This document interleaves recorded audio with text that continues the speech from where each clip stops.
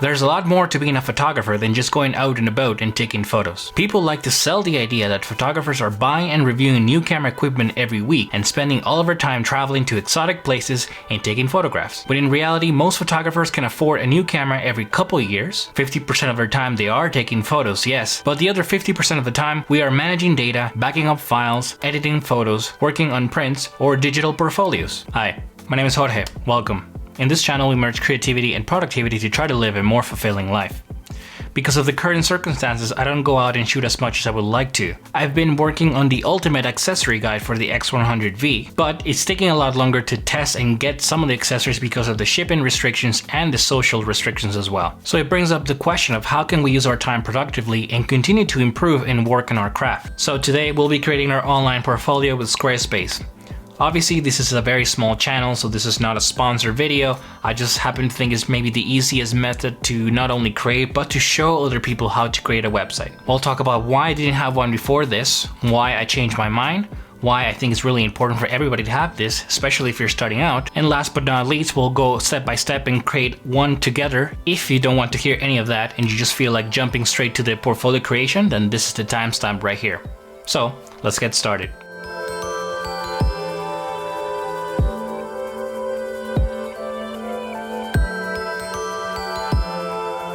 At some point or another, somebody has told us that it's really important to have a portfolio website, an online presence, or an Instagram account without really understanding the implications of that.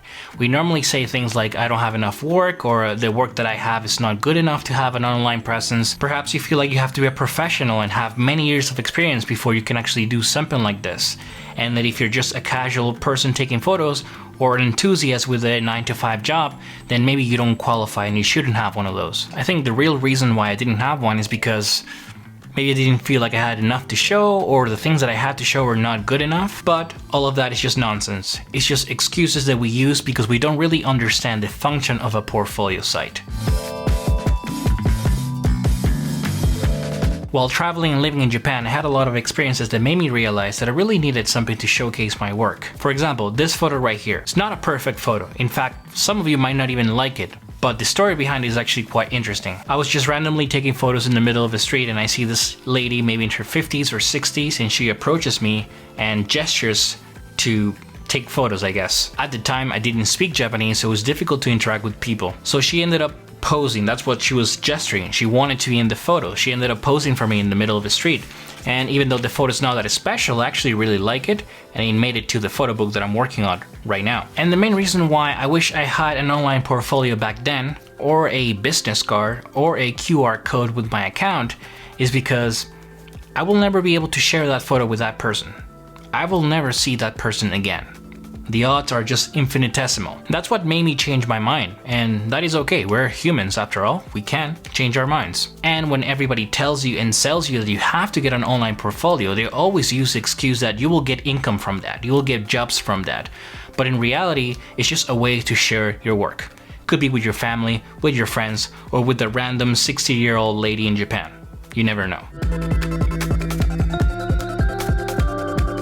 And that's when I realized the real importance of having an online portfolio, to share your experiences. Another important reason of why you should have an online portfolio is because once you get one, once you made the investment and you build it, then you have to keep improving it. You have that extra sort of motivation or pressure, depending on how you see it, that you have to get better. You have to put more stuff to it. They're worth putting. Not just random photos, but things that you're actually proud of. And like I show you here in the photo book that I'm working on, it's not so much about the photos are the best or the highest quality, but the ones that mean something to you. They have a message, they have a story. It doesn't matter if you do photography on the side just for fun, or if you're actually trying to become a professional and do it full time. Photography and portfolios and photo books, it's something that I recommend you do eventually. So yeah, now I think it's really important to have an online presence and an online portfolio or a photo book or something like that, but I'm not gonna say it's just because exposure, because quality, because you're gonna find jobs. No, it's so you can share your experiences and show your artistic sensibilities as well. So now that we mentioned about why I didn't have one and changing my mind and actually the importance in having one, it's time to jump into Squarespace and create an online portfolio. Let's go. Okay, so here we are in squarespace.com. The first thing we're going to do is to click the Get Started button here on the top right, and that's going to bring the templates. So from here you can choose between specific templates, portfolio, photography, professional services. At the moment I don't have anything to sell, but eventually I would like to have an online store, so I'm going to go through those presets.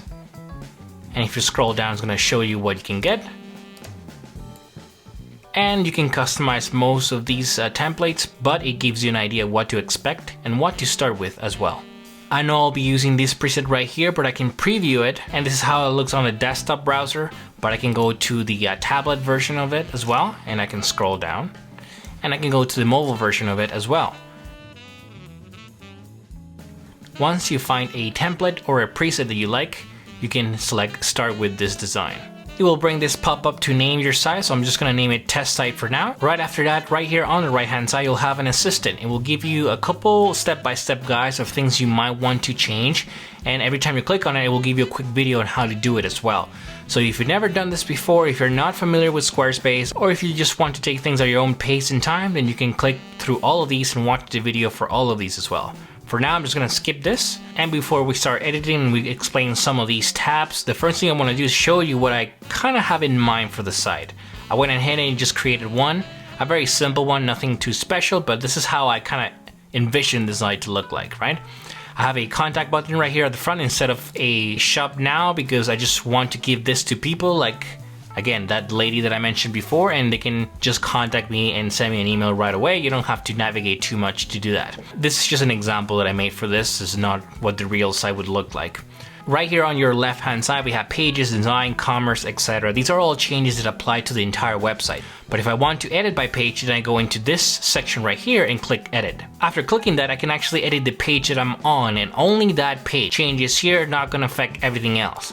But if I go back to these, back to the tabs on your left hand side, these are all to the entire website. So if I want to, for example, change the color or the animation or the spacing, is going to affect everything. All the headings, all the paragraphs, all the buttons, you can see it right here. In here we have basically the pages that we can see on our main menu, and we can create some and not link them. So right now we can see that there's a home page, but it's actually not linked on our navigation toolbar. So I actually want to drag it to the main navigation, and it's going to be reflected right here. As you can see, it underlines whatever page we're on, so if we click on shop, it will underline the shop page, so that's what we have, right? For example, they have a page called Our Story, and this is again a company template, but in this case it's just photographers, just ourselves, and I would like to rename it to About Me. What I can do is click on the gear icon right here, and then just rename our site to About Me, or in this case the page, including the URL as well. Save that, and it's going to be reflected immediately. So home, shop, About Me. So that's an easy way to start adding pages to the main navigation, to change the order, organize it, and change and rename it and relink it as well. We can also add from a blank page or a layout. So if I want to click on a blog or a store or a portfolio in this case, I can click that, and it will give me options to choose from as well. So portfolio 1, this is the layout. Portfolio 2, this is the layout. Portfolio 3, this is the layout. So for now, I'm just going to choose number 2. Right now, that's the name of the actual layout, but we're just going to rename it to portfolio. Hit enter.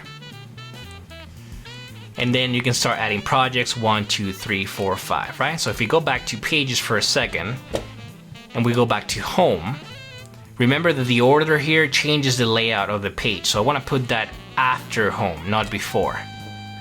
And that gets reflected immediately. So that gives you an idea what to expect and how to organize your sites, how to add pages, and how to customize some of these as well. Now we're gonna start customizing individual pages. So I'm not gonna do all of them, but I wanna go into the home page and modify that. Instead of going into these sections right here, which again are changes to the entire website, we're gonna go to individual changes. So we're gonna click the edit tab.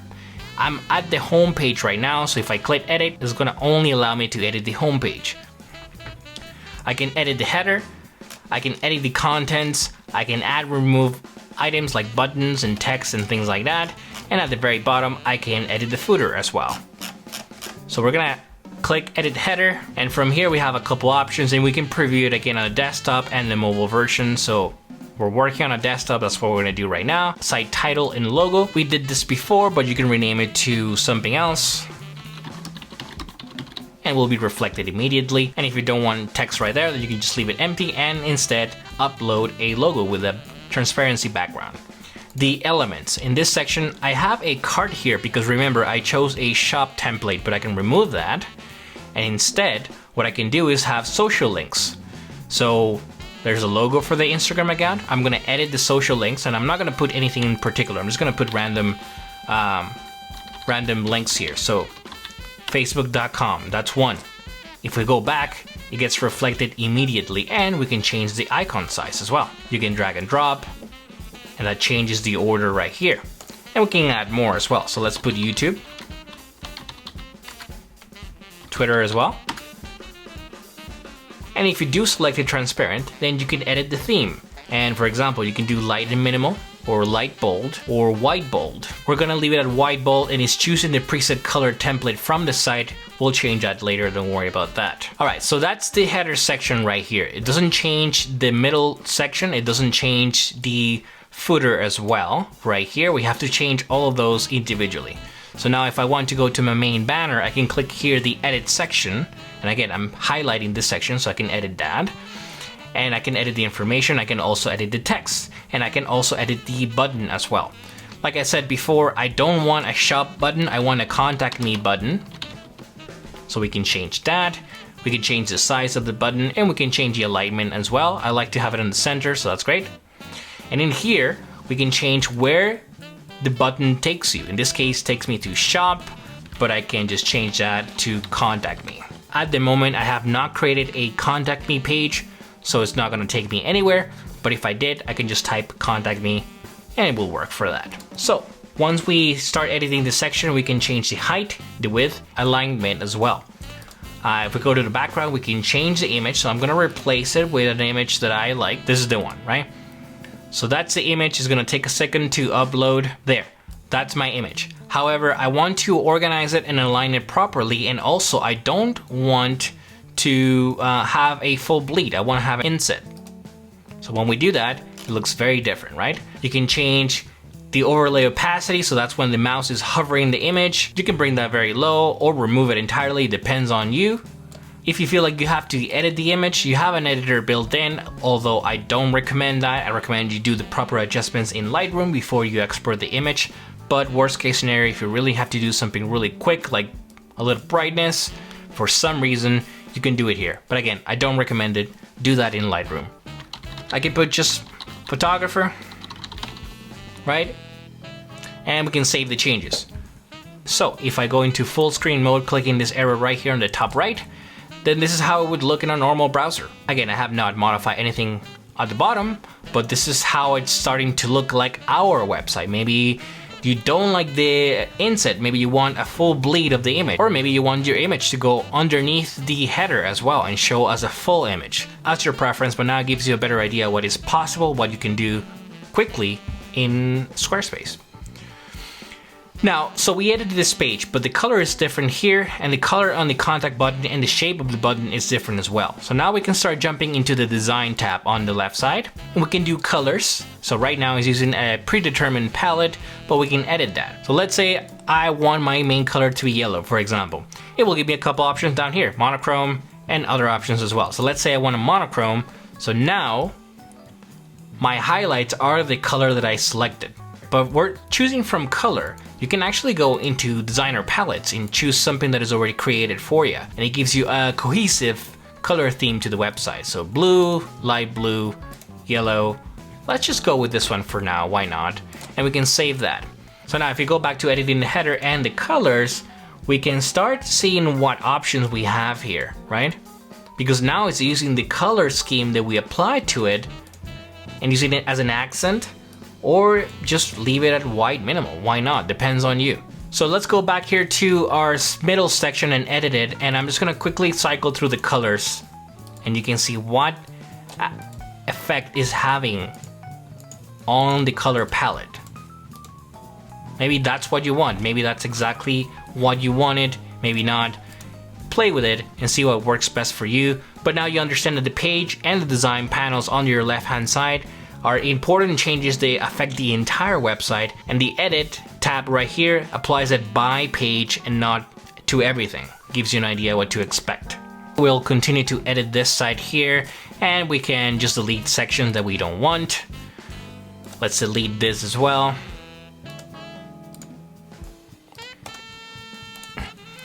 But let's say this is too empty and you want more information, then you can click on the plus sign right here.